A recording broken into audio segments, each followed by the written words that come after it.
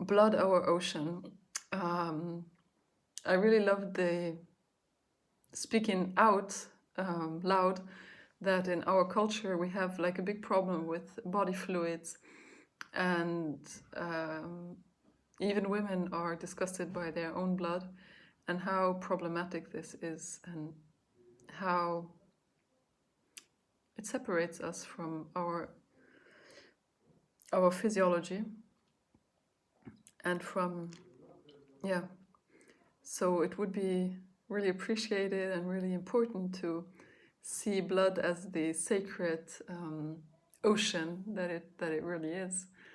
When I was listening to this lecture shortly after, my sister-in-law had a baby, and she was telling me her birth story, and she also mentioned that there was like a huge clot that came out after the birth, and how gross it was, and just so disgusting. And so yeah, so I told her like this blood is sacred. It's your womb, and this blood grew your baby. It helped to sustain and nurture and create new life, and it deserves to be honored and treated with great respect. And as caregivers, we are responsible to break up with this cultural dictate of of seeing blood as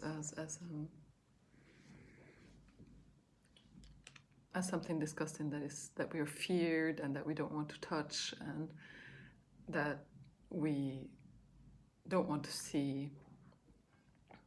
And so changing the perspective on blood and cultivating a great respect for the sacredness of blood is something that I clearly see and want to cultivate also in myself. I want to gain more ease to be around, especially the blood of women, not my own, which is already fine. What I found before talking about hemorrhage, I want to say that I found the teaching impressive, and that is really totally new learning for me, that the Pitocin destroys albumin. And when a baby is born and receives the increased blood flow, so when the cord is not clamped too early, and when the cord is clamped delayed clamping, so the blood flowed into the baby, but it was not weighted long enough, so there would be really a balance that the baby's body would be able to create by himself. Then the baby has a big amount of blood. And so, I learned that the extra blood cells are being broken down into, like the hemoglobin is being broken down to bilirubin. And bilirubin is fat soluble and cannot be eliminated through urine, so it needs to be transported to the liver to then be eliminated. And so albumin escorts the bilirubin towards the liver. And it's important to mention, and it's been found, or it's known, that Pitocin breaks down the albumin. The high levels of bilirubin, which then cannot be eliminated, create a jaundice in the newborn. And this is really so interesting, because I had already realized or observed the incredibly high amount of babies that are diagnosed with jaundice, and that are sometimes this prolongs the stay at the hospital, and sometimes it can lead to a mother-baby separation in our hospitals. But usually they try to keep them together, but it prolongs the stay of the family at the hospital. And just another element of fearing, of fear. So after the birth, I would like to speak about hemorrhage and how to handle it according to the wise woman tradition, just very briefly. It's important that a woman releases the extra blood, and some women just release it after the birth. They don't bleed during weeks, but release a big amount of their blood immediately after birth. So it's important to get a feeling to evaluate what is a hemorrhage and what not. And therefore it's important to know the mother well and also to evaluate her lucidity, like if she's present, if she's very spacey. Yeah.